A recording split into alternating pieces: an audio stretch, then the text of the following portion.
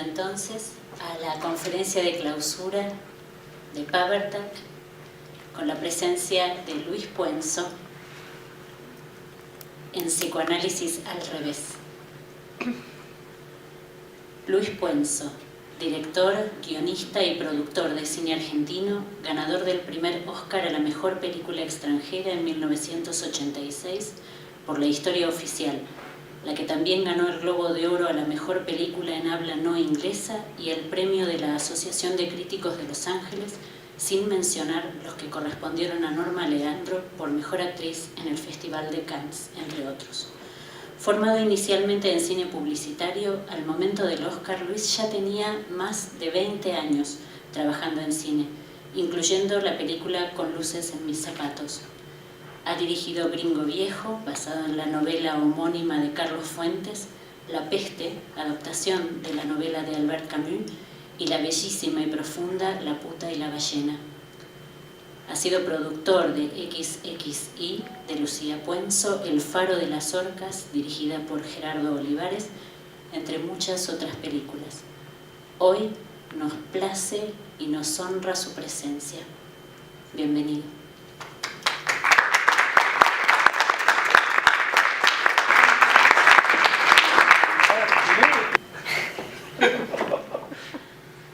Confieso.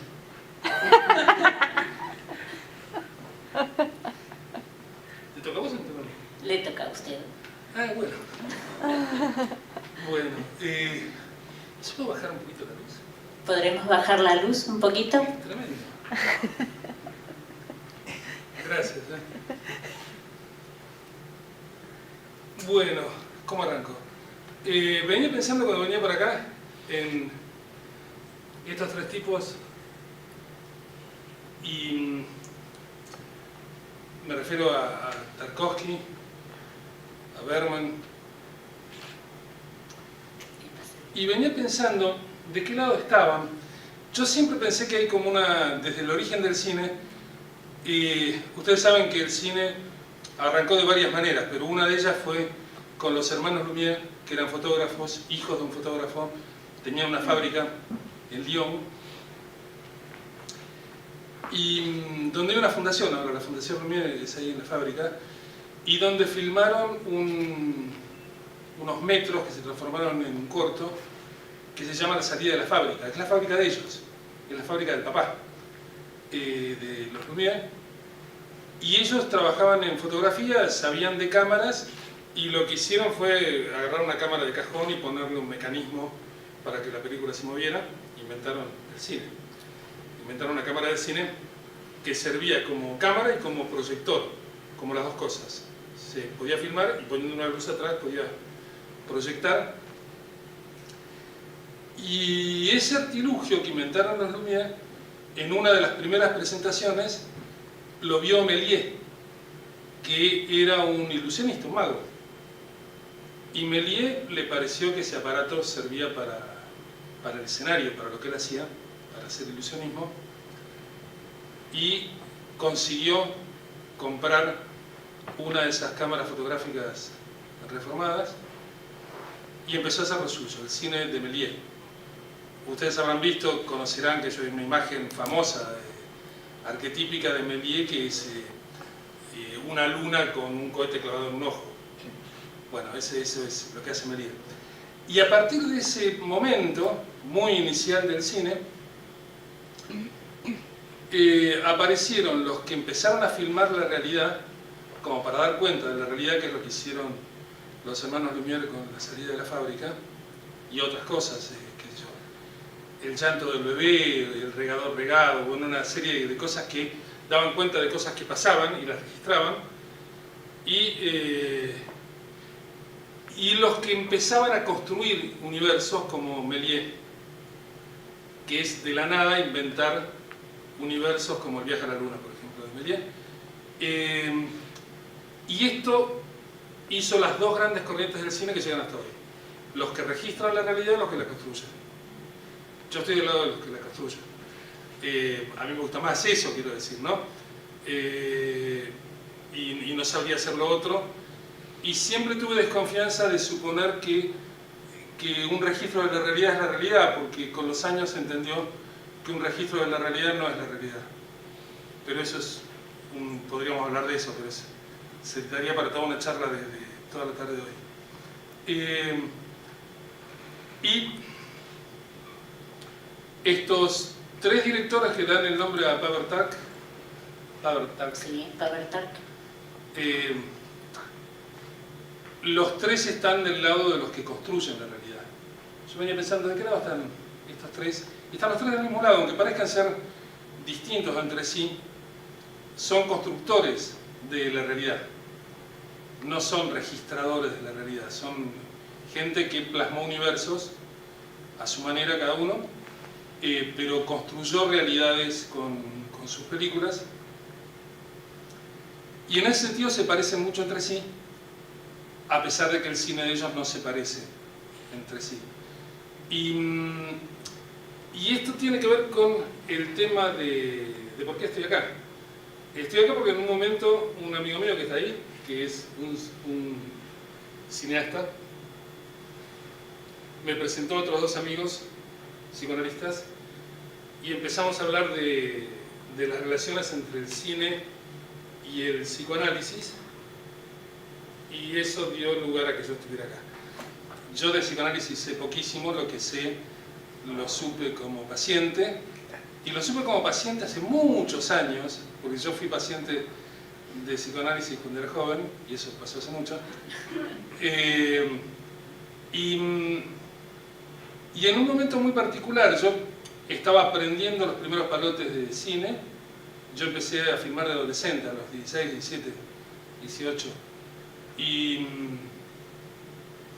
Y me tocó ser joven, sobre todo en la década del 60, que fue una década de la que habrán oído hablar, porque ninguno de los que están acá estuvo en esa década, pero habrán escuchado hablar de los 60, que fue una década maravillosa. Y en esos años también el psicoanálisis fue muy particular en Buenos Aires, en Argentina. Y a mí me tocó estar en un lugar que fue muy emblemático, muy famoso, que se llamó la Clínica de Fontana. Fontana era un psicoanalista fue muy importante.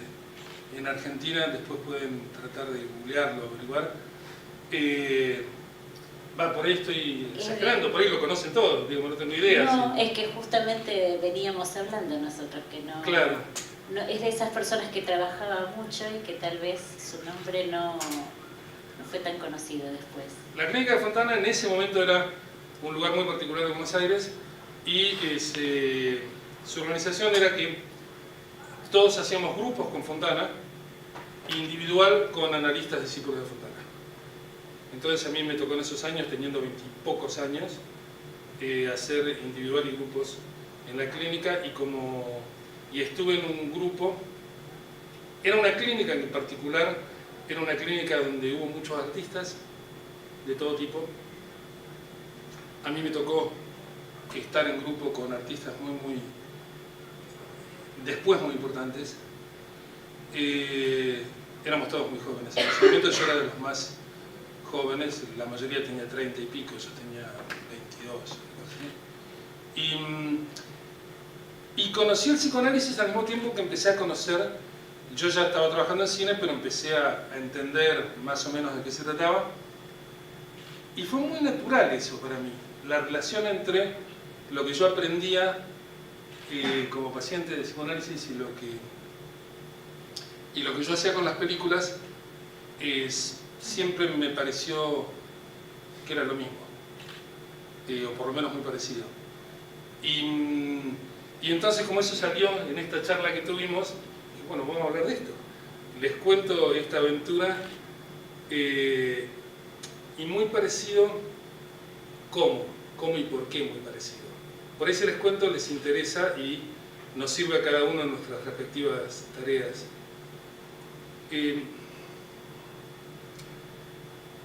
En realidad cuando uno hace películas, trabaja sobre dos materias. Una que es básicamente el material del cine, y esto lo dice el amigo Tarkovsky, que es el tiempo.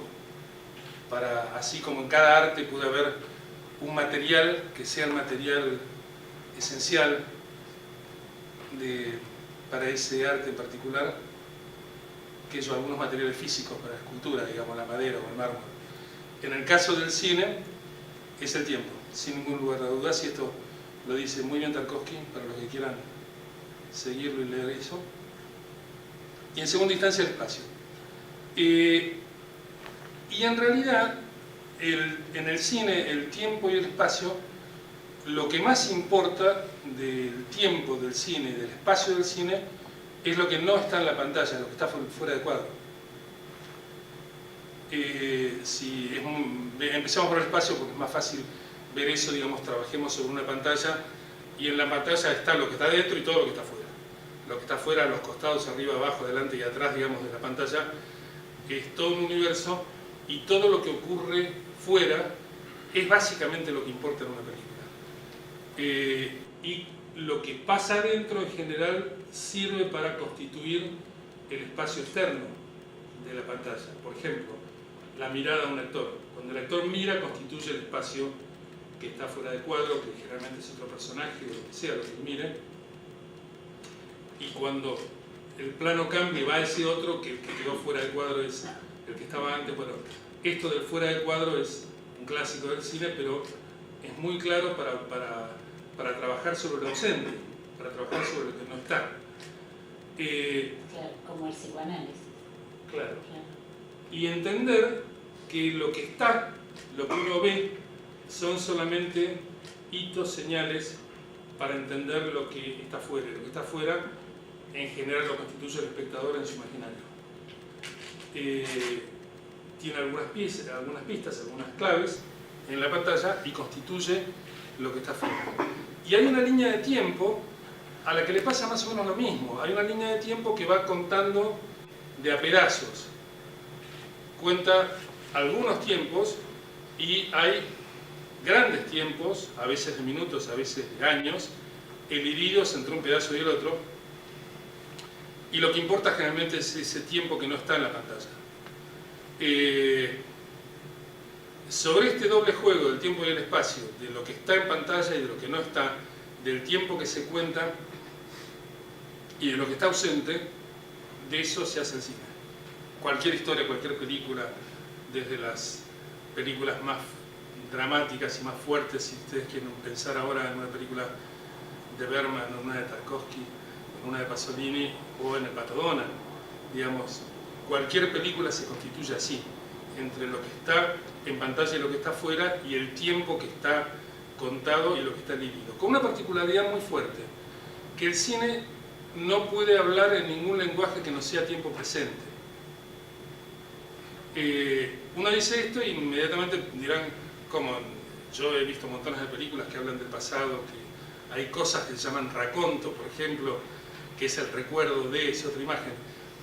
Esa imagen, en realidad, hay ciertos indicios arbitrarios que se incluyen en las películas para decir lo que viene pasó antes, lo que viene es un recuerdo, o lo que viene es varios años después. A veces hay hasta cosas muy elementales, títulos, el invierno que viene, digamos, o verano del 42, digamos, cosas que dicen en qué momento pasa ese otro momento. Pero cuando pasa, ese momento solo puede ser presente, porque el cine no sabe hablar otro lenguaje que el del presente.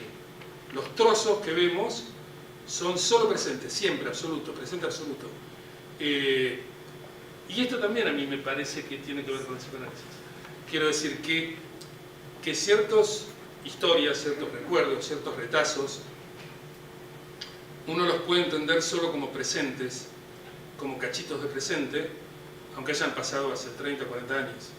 Tienen total actualidad. Claro, y cuando uno los recuerda como momentos presentes. El cine no tiene más remedio, porque el cine no sabe hacer otra cosa. El cine no puede filmar, la literatura sí, puede escribir en futuro o en pasado, el cine no puede. El cine solamente puede contar presentes.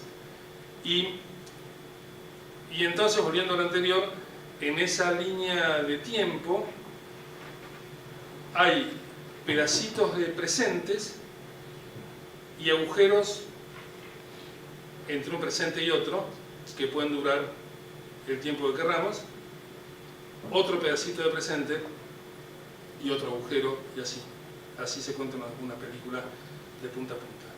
Parecido a lo que pasa con el espacio fuera de cuadro. Y bueno, cuando yo empecé a jugar a esto, cuando empecé a entender esto, cuando era adolescente, lo primero que traté de hacer era más elemental, era entender cómo funciona una cámara, entender el montaje. Yo me pasaba noches por ahí con imágenes diferentes que obtenía en un laboratorio, tratando de montar gente caminando, para entender cómo se pega un paso con otro para que el caminar sea continuo, digamos, cosas muy rudimentarias de ese tipo, para entender el movimiento. No es rudimentario para nada. Bueno, era muy divertido, la verdad que me gustaba mucho pasarme la noche haciendo eso. Y estoy hablando de los 16, 17 años. Y veía mucho cine. En Argentina había mucha posibilidad de ver cine y de ver el cine anterior a mí. Yo veía cine anterior a mí, digamos, ¿no? Cine de grandes maestros que ya lo habían filmado antes. Y había ciclos y se veía. Y el cine de ese momento, el cine de los 60, fue absolutamente extraordinario, sobre todo el cine de los ingleses en los 60. Es más, tiene más prestigio la Nouvelle Vague, que coexistía en Francia. La Nouvelle Vague era también en los años 60, y cruzando el Canal de la Mancha del otro lado estaban los ingleses, con tipos como Joseph Losey, Karl Reis o Anderson, bueno, una cantidad de directores absolutamente extraordinarios que de alguna manera inventaron el cine moderno. Y mientras los franceses hacían la Nouvelle Vague, que eran dos cines muy distintos. Pero eso era en los 60, eso era el presente, y además teníamos la oportunidad de ir al cine de los 50, 40,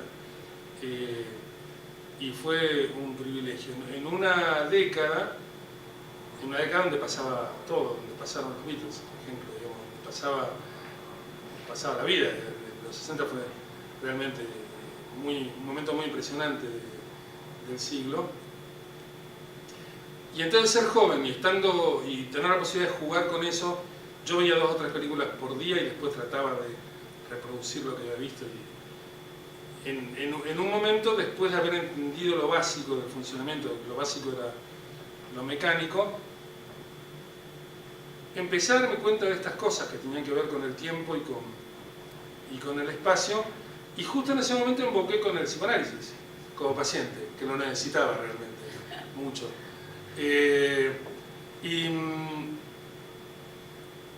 Y bueno, ahí haciendo psicoanálisis como paciente, siendo psicoanalizado, digamos, y con viajes muy fuertes, porque la clínica de Fontana, una de las características que tenía es que trabajaba con alucinógenos, con control médico. O sea que tanto en individual como en grupo, cada tanto hacíamos sesiones prolongadas con alucinógenos, con mescalina, con ketalar, con LSD, y no psicoanalizábamos con alucinógenos puestos. Entonces los viajes eran muy fuertes y... Una gran asociación libre, gran asociación libre. Claro, se trabajaba mucho, y imagínense que en Buenos Aires al mismo tiempo estaba la Galería del Este y estaba el Instituto de Itela, y había toda una movida que tenía que ver con la pintura, con la música, fuertísima. Arrancaban cosas teatrales impresionantes todo el tiempo, todas las semanas, era muy fuerte todo eso, y todo esto estaba muy imbricado con ese momento del psicoanálisis. Yo puedo hablar de ese momento que lo conocí bien, no puedo hablar de qué pasó después, porque yo mis recuerdos, hice algún acercamiento al psicoanálisis después en mi vida, siempre de joven, pero nunca tan fuerte como ese momento. Y yo asocio mucho lo que nos pasaba en análisis con lo que yo empecé a aprender a hacer de cine. ¿Y qué sería esto? Para explicarlo, para explicar en qué se parecen. Yo les explicaba la construcción del cine. La construcción del cine que arranca, como ustedes saben, con la construcción de un guión. Y el guión es la página en blanco, ¿no? Y en la página en blanco empezar a poner cosas. Bueno, yo empecé a entender como que lo que uno hacía cuando escribía un guión, y lo seguía haciendo y tratando de hacerlo un poco mejor a medida que pasaron los años hasta ahora, sigo tratando de aprender a hacer eso, era poner estos hitos o claves que podían significar, estos significantes, digamos, y que entre este hito que estaba en este tiempo y en este espacio y otro que aparecía después en otro tiempo y en otro espacio, hacer que esas señales permitieran que el tipo que miraba la película, que la mujer que miraba la película, que el espectador armara en su cabeza lo elidido, lo que no estaba, lo pudiera armar, lo pudiera imaginar a su manera. Por eso hay tantas películas como espectadores, hay en una sala como esta, están todas las butacas ocupadas, hay una película por butaca, que es la que puede imaginar cada espectador en base a estos hitos. Con la sensación que lo que yo hacía en análisis, y por eso te dije como título psicoanálisis al revés, es lo mismo al revés, digamos. Me da la impresión, y acá hablo de audaz nomás, porque no sé, que el psicoanalista hace lo mismo al revés, quiero decir, va buscando esas claves, esos hitos, esos significantes que le permiten reconstituir la historia de un paciente.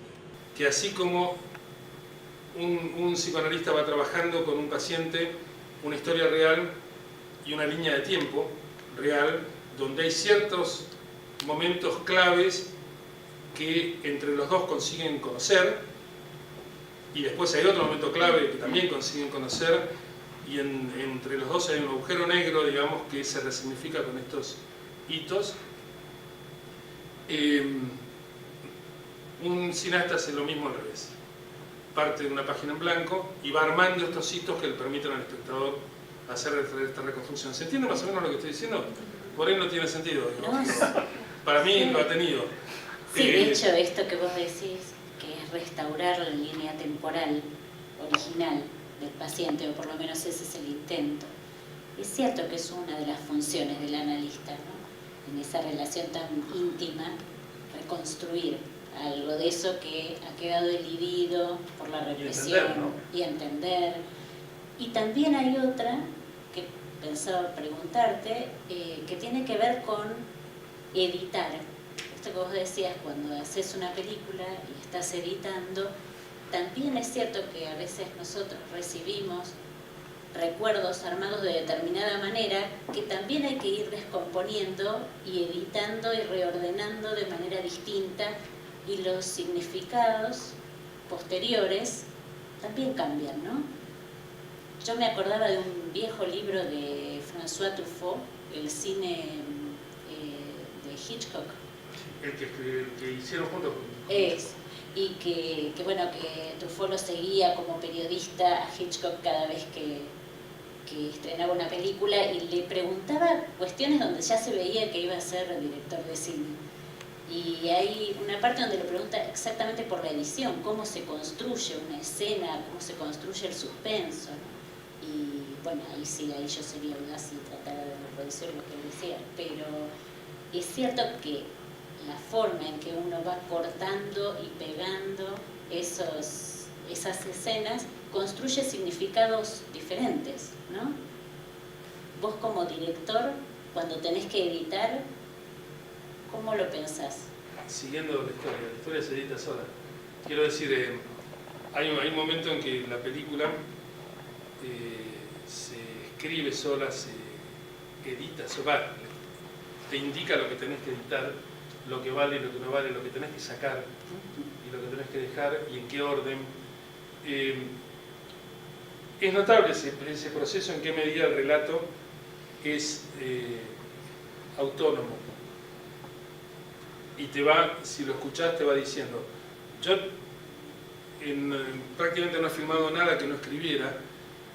No puedo, no me sale de filmar guiones ajenos, y ojalá pudiera porque filmaría más. Pero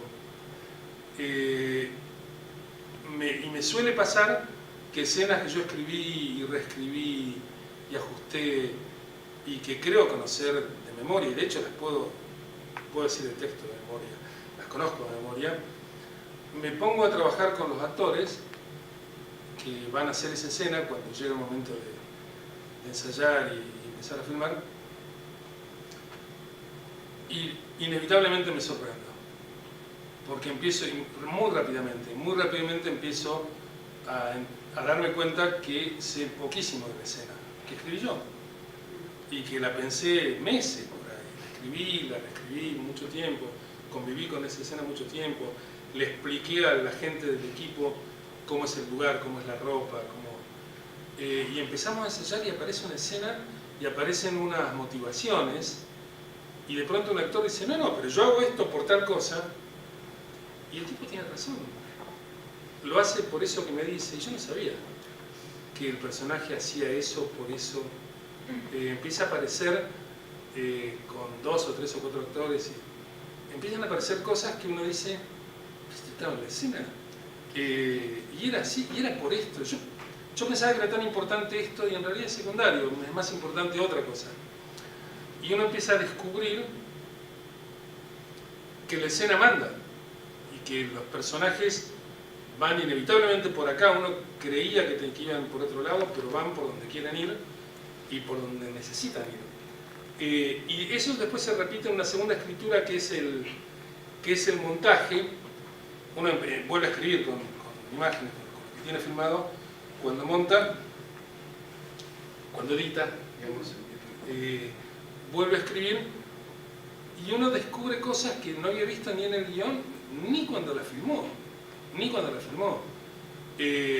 En realidad, en el cine, a diferencia del teatro, donde el espacio escénico ocurre en coincidencia todo en un solo momento, digamos, entre el público y la sala están los actores, y en ese momento, en ese escenario, se arma el espacio escénico. En cine el espacio escénico se va armando de a poquito a lo largo del tiempo, no termina de organizarse hasta tanto está listo el montaje, hasta tanto entra el sonido, y se tarda mucho. Es muy mágico cuando uno de golpe ve una escena y hay un espacio, ahí está viva, digamos, los personajes están vivos, hay una escena que funciona. Ahí apareció ese espacio, que en teatro es inmediato, y en cine no. En cine está todo muy mediatizado. En esto también se parece al psicoanálisis, ¿no? Está todo muy mediatizado, está todo muy en la cabeza, es casi imposible, de casi imposible realización. Cuando uno está haciendo los planes de filmación de una película que va a filmar, supongamos ahora, y va a filmar a principios de diciembre, y dice el jueves tal que voy a estar filmando otra escena, va a haber sol. Dice, ¿cómo sabes? Puede haber sol. Por ello, digamos, sí. Pero uno trabaja sobre una ilusión de certezas, diciendo, esto va a ser así. ¿Por qué? Bueno, porque tengo que creer que va a ser así, porque yo lo digo. Y después, si es de otra manera, veremos. Pero esta particularidad del cine y de la forma de hacer cine, de la producción del cine y de plasmarlo, y de estar abierto a las sorpresas, ¿no? De estar abierto a lo inesperado y a con qué se mandó el tiempo, un actor, digamos, o algo que pasó. ¿Qué pasó ahí? Que generalmente tiende a modificar lo previsto, y estas sorpresas, ¿cómo le llaman? Insight, le llaman ustedes, ¿no? De pronto pasa, de pronto uno dice, apareció esto. ¿Cómo apareció? ¿Por qué apareció? Yo medio buscaba, no sabía bien qué, buscaba que el actor se mandara por no sé qué lado, lo provocaba, a ver si el actor reaccionaba de una manera interesante, pero no sabía exactamente qué, y de golpe aparece eso que uno está buscando. Hay ahí algo de la eficacia de no saber, ¿no? Claro, y de confiar en no saber. Sí. La confianza en, no sé, que es parte de lo divertido de este juego, ¿no? Esa confianza de decir, juego algo que me va a sorprender todo el tiempo. Y de los diferentes roles, a mí me tocó, yo de chico solamente me produje a mí mismo, porque nadie más me quería producir, entonces me tenía que producir yo, me transformé en productor, pero de mí. Y de grande, por esas cosas de la vida, me tocó producirle a otros. La primera película que yo produje fue hace relativamente poco, la primera película de mi hija Lucía, se llama XXI, fue hace poco, menos de 10 años.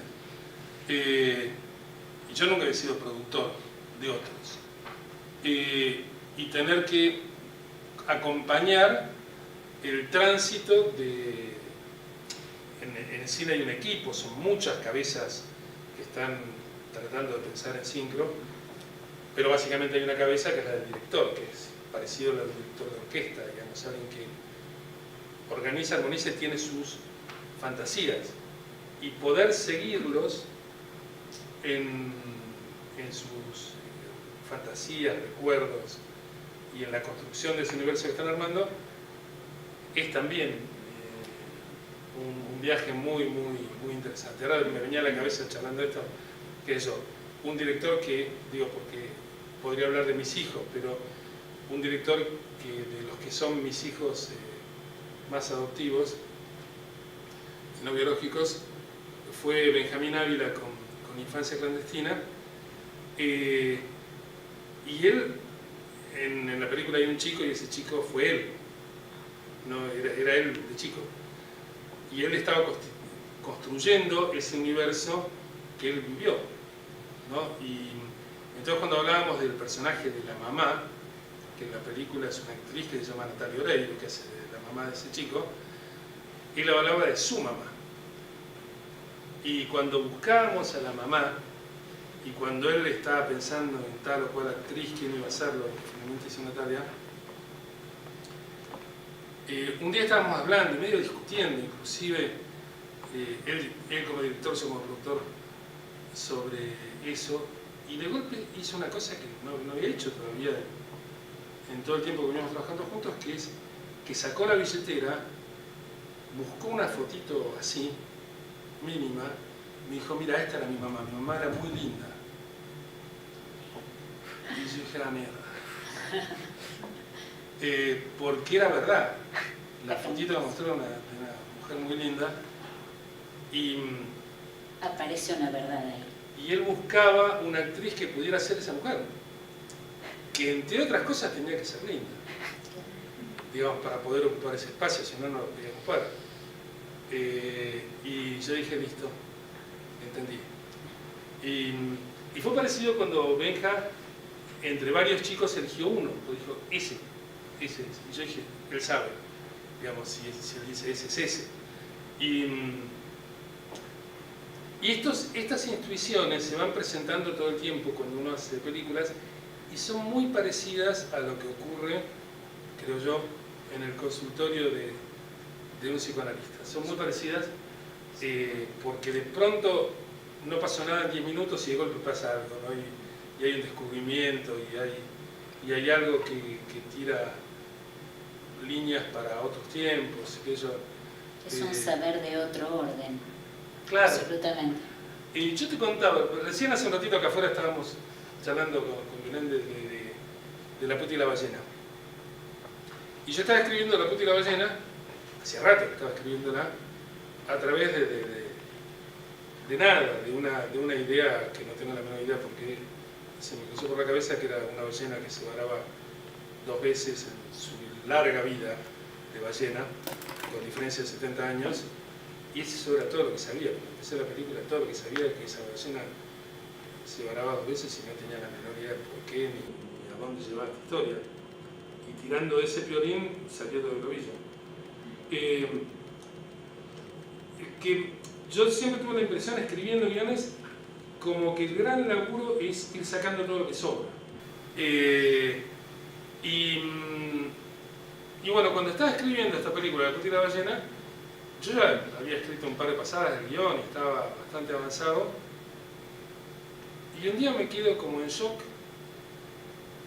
Y pasó mi mujer y me dijo, ¿qué pasa? Le dije que el tipo es ciego. Dice, ¿qué? Que Suárez, el personaje que después hizo Solá, es ciego. ¿Cómo es ciego? Ciego. Ciego. Ah, me dijo. Me dice, ¿lo vas a escribir como...? No, es ciego. No es que yo lo voy a escribir como ciego. No me había llevado que era ciego. Lo venía escribiendo y no me había dado cuenta que era ciego. Y lo llamé a Miguel Ángel Solá, a España, y le dije, Miguel, agarra el guión, léetelo de nuevo, sos ciego. Dice, ¿qué? Léelo como ciego. Yo ya lo hice, se me ocurrió, lo vi, no sé qué, lo descubrí, no sé, pasó esto, lo leí y es perfecto. El tipo es ciego. Y me dijo, bueno, déjame que lo lea. Y después me llamó y me dijo, tenés razón, es ciego. Y la impresión que teníamos es que ya era ciego, simplemente no lo habíamos descubierto. No algo se ordenó distinto. Cambió todo. Exacto. Los demás personajes, las relaciones, bueno. Pero a la vez cobra una lógica. Claro, pero todo funcionaba, no hubo que cambiar nada. Todo funcionaba. El tipo era dueño de un burdel en el sur, para los que no vieron la película. Un tipo de mucha autoridad y mucho poder, bandoneonista, buen músico, autor de tangos de la década del 30, ciego. Y durante gran parte de la escritura del guión yo no supe que era ciego. Y cuando lo supe fue como un descubrimiento y un alivio y una felicidad, entender cómo era este tipo. Todo lo que pasaba se entendía desde ahí. Y de nuevo, volviendo al juego que estamos jugando, ¿no? con el psicoanálisis, creo que también pasa cuando de golpe el paciente se da cuenta de algo o el analista se da cuenta de algo, o juntos se dan cuenta de algo que estaba ahí pero que no se veía. Qué genial. A mí me parece que funciona así. Y en todo caso a mí, que nunca voy a ser psicoanalista y que me moriré haciendo cine, me sirve pensar en estas cosas así, porque uno puede decir esto funciona así en el cine, funciona así en el psicoanálisis, pero no podría decir funciona así en la vida, funciona así en muchas otras cosas. Yo en un momento cuando venía pensando esto y tratando de ordenar las ideas para esta charla, se me cruzó por la cabeza con esta cosa de los hitos que cuando uno escribe va plantando, y se me ocurrió la palabra plantar en estos días, ¿no? Cuando dije uno planta como ahora que nos plantan un cadáver, y esto ya no es psicoanálisis o cine, esta es la realidad, y ocurre parecido, este conocimiento que tenemos de la realidad por momentos, por hitos donde hay grandes agujeros negros entre lo que sabemos y otra cosa que sabemos, y está todo lo que no sabemos en el medio, lo que podamos imaginar y suponer, está en el medio, es un agujero. Y en la línea de tiempo de la construcción de este espacio, de este tiempo en el que nos toca vivir, pasa esto, pasan las cosas que sabemos y las cosas que no sabemos, y cómo se construye el relato, estas cosas que uno ha escuchado hablar, ¿no? Del relato, de la verdad, de la mentira, y de la transmisión de información, del conocimiento, de la investigación. Y esto excede estos laburos que tenemos, ¿no? Esto excede el cine, esto excede el psicoanálisis y el laburo de un psicoanalista con su paciente. Esta es la realidad. Y yo creo que se puede seguir aplicando esta cosa de la línea de tiempo, del espacio, del cuadro y del fuera del cuadro. Si les parece bien, entonces abrimos el espacio para preguntas. Un comentario y una pregunta. El comentario que Lacan al principio, en sus primeros seminarios, dice que el recorrido de un análisis es reescribir la historia. Es decir que, es cierto, habrá hitos, pero en todo caso hay que construir un nuevo guión. Me parece que va por ahí un poco la cosa, a partir de esos hitos posiblemente, y de lo que no estaba escrito, o por lo menos no tan claramente, en el sentido que uno llevaba. Esto como primera cuestión. La segunda es cuando vos hablas del cine en presente. ¿Sí? Y dijiste no la escritura, no la literatura. ¿Por qué? A ver, ¿dónde estaría la diferencia? Una pregunta. Mira, te doy dos títulos. Yo adapté dos novelas importantes, que fueron Gringo Viejo y La Peste. Dos novelas reconocidas y de autores muy importantes. Y lo que yo entendí que hacía como adaptación, primero tratando de entender no solamente el libro que estaba adaptando de Carlos Fuentes, sino todo el universo de Carlos Fuentes. Y con Camus te diré casi más todavía, con Camus, no solamente La Peste, sino toda la literatura de Camus. Para hacer eso, que uno puede llamar adaptación, pero que era otra escritura con similares ideas, otra escritura para otro medio que es realmente otra escritura. No es una ilustración de la escritura del otro medio, no es una ilustración de la novela, una película. Y otro ejemplo que les puedo dar, otro título, después podemos ampliar en ambos casos, es mi hija Lucía es novelista y directora de cine. Empezó escribiendo. Ella estudió simultáneamente guión en el CERC, la ENERC, la Escuela del Instituto, y Filosofía y Letras, Letras en Filosofía y Letras en Puan. Se recibió casi simultáneamente y se empezó a ver a sí misma como escritora. Y en cine ella empezó escribiendo guiones. Era la única de mis hijos que no pensaba dirigir, pensaba escribir. Escribía guiones y durante bastante tiempo. Escribió muchos guiones para televisión. Hasta que decidió hacer una película, hizo XXI, que es una adaptación de un cuento de su marido, de Sergio Vicio. Después filmó El Niño Pez, que es una adaptación de la que había sido su primera novela, que la publicó cuando tenía 20 años, que se llama El Niño Pez también. Y cuando llegó a la que fue su tercer película, y creo que cuarta o quinta novela, que es Guacolda, estaba escribiendo, a mí me sorprendía, porque venía todos los días con lo que había estado escribiendo, y estaba escribiendo simultáneamente la novela Guacolda y el guión Guacolda. Y escribía un rato una cosa y otro rato otra, y son bastante distintas. La película a mí me gusta mucho y la novela es muy buena, pero son distintas. Uno podría pensar que la película es una adaptación libre de la novela, pero la cuestión es que la escribió al mismo tiempo. Y ese proceso, que era muy interesante, a mí me sorprendía que pudiera estar haciendo eso, ¿no? Y que escribiera el guión y eso le daba como ideas para escribir la novela, pero cuando escribía la novela se paraba en otro lugar, como escritora, y escribía literatura. Y después, de pronto, descansaba de escribir literatura escribiendo un guión de algo que iba a ser y fue una película. Los personajes son los mismos, la historia es básicamente la misma, pero son bastante diferentes como estructura.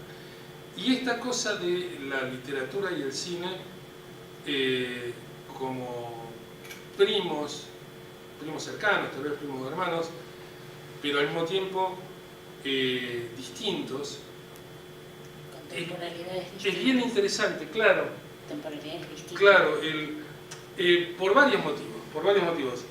En el cine funciona bastante mal, salvo grandes excepciones. Truffaut es una gran excepción a eso. La primera persona del autor. Generalmente la primera persona del autor, cuando funciona, se vale de la voz en off. Y en ese sentido, Truffaut ha dado ejemplos notables, ¿no? de películas con mucha voz en off y mucha, digamos, literatura y mucha primera persona del autor puesta en pantalla. Pero en general son pocos los que han conseguido hacer esto bien. El cine generalmente trabaja mejor sobre una escritura más impersonal, y lo que yo contaba de un tiempo presente, solo presente, exclusivamente presente, así sea un raconto, pero el tiempo presente.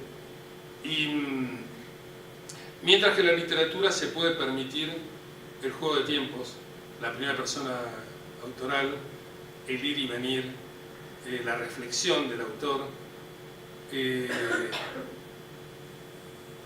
Yo terminé de escribir La Puta y la Ballena con Lucía y con Ángeles González Sinde, que es una escritora española que fue ministro de Cultura. Después de escribir Sillán, fue ministro de Cultura en España. Hay una ley que se llama la Ley Sinde, que es de María Ángeles Sinde.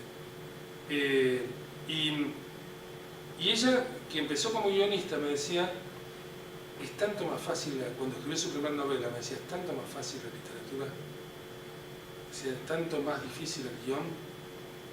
Tiene el prestigio inverso. Se cree que no, se cree que es mucho más difícil una novela que un guión es una cosa más como una partitura y ya está. Y en realidad estos dos universos son bien diferentes. No sé si te estoy contestando lo que me preguntás, pero es lo que me aparece con la pregunta.